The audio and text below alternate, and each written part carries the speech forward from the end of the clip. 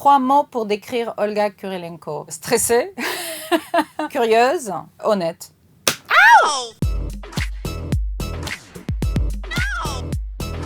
En quelques secondes, peux-tu nous pitcher Other, nouveau thriller le 9 juillet au cinéma? Ça raconte l'histoire d'une femme qui, étant traumatisée dans son enfance en apprenant la mort de sa mère, revient dans sa maison d'enfance où tout reste inchangé et du coup tout ce qu'elle a nié, tout ce qu'elle a enterré revient en plein face et elle est obligée de revivre tous les moments douloureux et elle apprend plein de choses dont elle ne se rendait pas compte.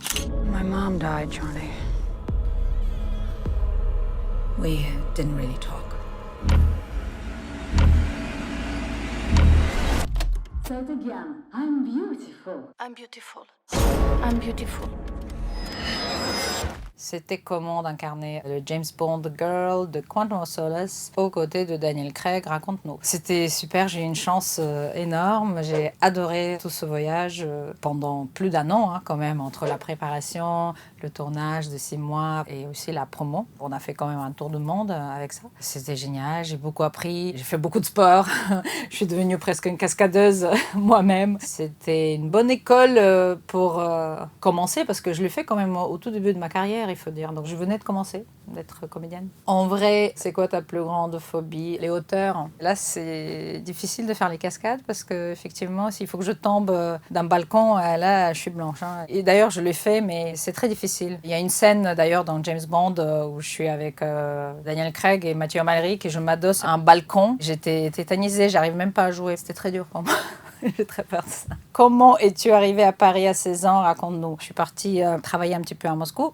Et il y a quelqu'un de l'agence française qui est venu caster les filles. On m'a proposé de venir. Je suis arrivée ici. Je commençais le mannequinat. Très vite, j'ai voulu essayer de jouer un peu. Je ne savais pas si ça allait marcher, mais j'avais tellement envie d'essayer que je l'ai fait. Et puis, je suis jamais partie.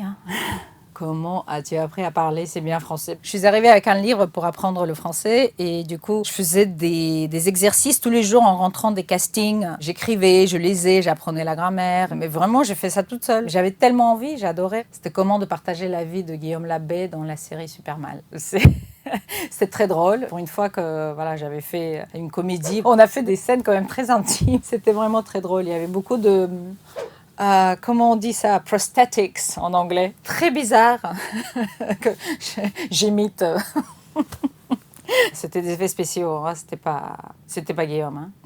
Il ressemble à quoi le rôle de tes rêves? Il y a encore un genre que j'ai pas fait du tout, c'est le genre de film familial, un film d'enfant. Parce que comme j'ai un enfant maintenant, et il a 9 ans, il me demande de regarder les films où il y a maman, sauf que c'est pas possible parce qu'ils sont soit violents, soit ils font peur. J'ai essayé de lui montrer The Room, il a pleuré au bout de 15 minutes, donc j'ai éteint. Le seul film qu'il a vu, c'est Oblivion avec Tom Cruise, parce qu'il y a rien qui fait peur, c'est science-fiction.